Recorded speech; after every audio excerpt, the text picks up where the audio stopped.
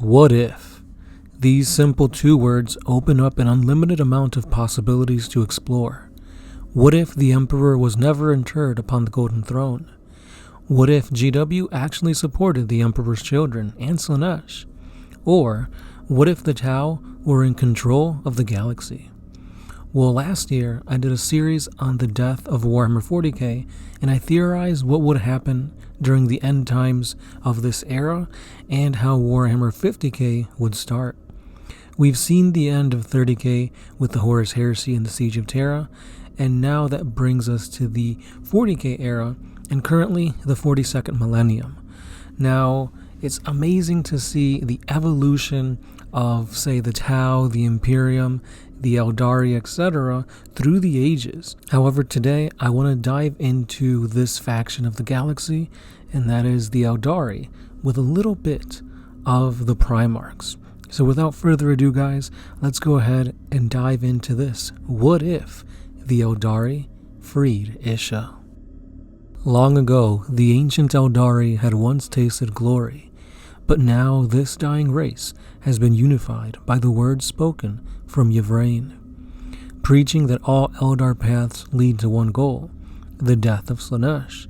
She has rallied forth the Exodites, the Harlequins, the Asuryani, and even Asubel Vect and his Drukhari. But before the chaos god of lust and perfection can be destroyed, they need to prepare. Wraithbone constructs were created in mass and outfitted with every spirit stone in their possession from every craft world. The Exodites brought forth hordes of their dinosaur-like mounts, while the Drukhari emptied their colosseums and pain pits of warriors and slaves to use as cannon fodder and distractions. And finally, the avatars of Cain, Ennead, and Segura were awoken to march into battle once again. A key part of Yvraine's plan was to attain the 5 fingers of Morai Heg, aka the Crone Swords. 4 were already in their possession, but to retrieve the 5th, they had to enter the Palace of Slaanesh first. As such, the unified Aeldari army had chosen its generals. The Visarch, wielder of the Sword of Silent Screams, which absorbs the life essence of its enemies. Yvraine, wielder of the Sword of Sorrows that burns its victims to ash. The Incarn, which wields the Sword of Souls, the largest blade that is capable of shapeshifting. And Prince Yariel, the wielder of the Spear of Twilight, a weapon that uses its wielder's own soul to slay its enemies. And the last general, Asubel Vect, which boasts that he has a weapon far superior than any Crone Sword. With the groundwork laid out, only one more piece of the puzzle is needed before they would slay she who thirsts. And that is the retrieval of the goddess of life, Isha. They entered into Nurgle's domain through the use of their webway, and due to the Chaos God's assault on Terra, his defenses were weakened. The trek through the gardens of Nurgle was costly, but they paved their way via a psychic onslaught, and before long, they found their goddess. However, blocking their way was 7 greater demons of Nurgle, each one more ugly and rotting than the last. At this point, Vect had had enough of sullying his own blades with the filth of Nurgle, and it was time to unsheath his secret weapon. Urian Rakarth gave Vect a runic tetrahedron, and upon placing it upon the plague-ridden ground, a dark gate opened up. A wheezing giant of a man shambled out, grunting in agony. This flayed warrior ripped its chains off and knelt before Vect.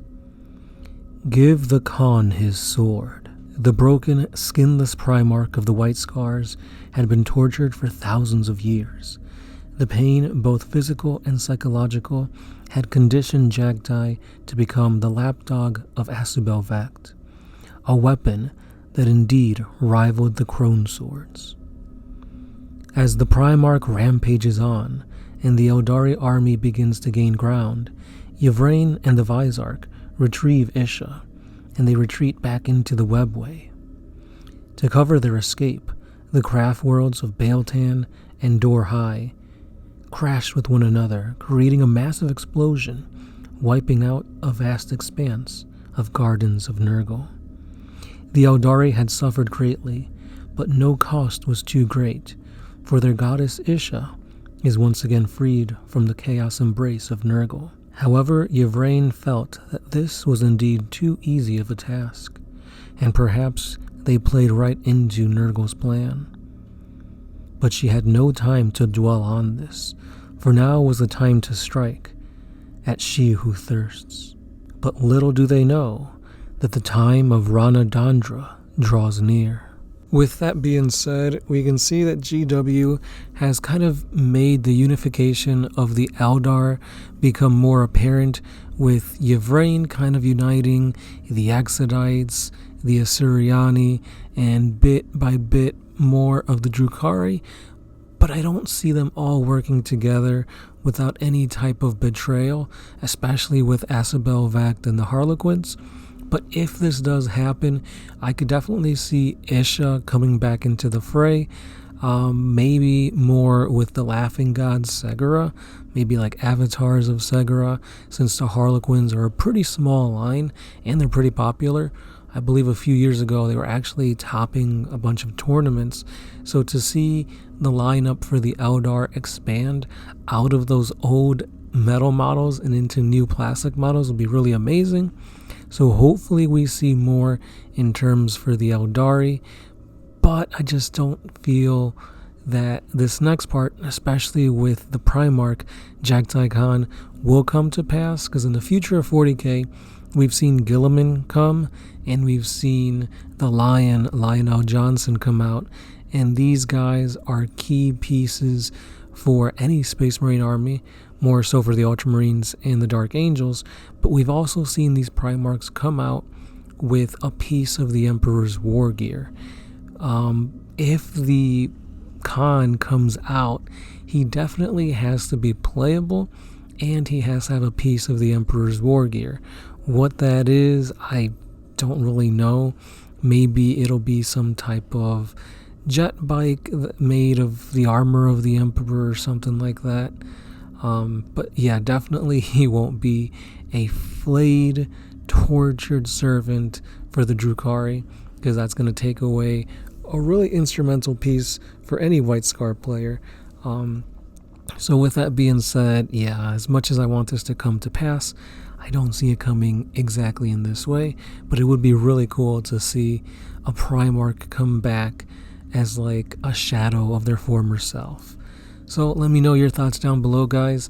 Comment any type of future what-if scenario for the Aeldari, and you know what, just let me know what you guys think about Jagtai Khan. And yeah, that's all I got for today. As always, don't forget to like, comment, and subscribe, and I'll be seeing you guys in the next one. This has been the Sound Alchemist, part of One Mind Syndicate, and I'll see you then.